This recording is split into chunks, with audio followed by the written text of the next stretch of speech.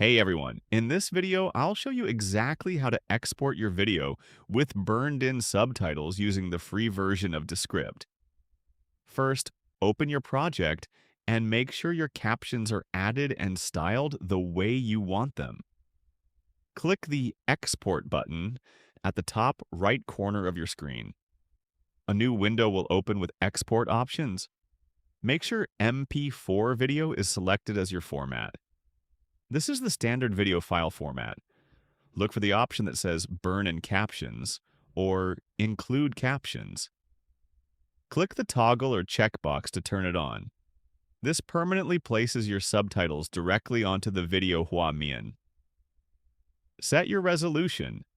The free plan exports at 720 pygio with a small Descript watermark at the bottom corner of your video.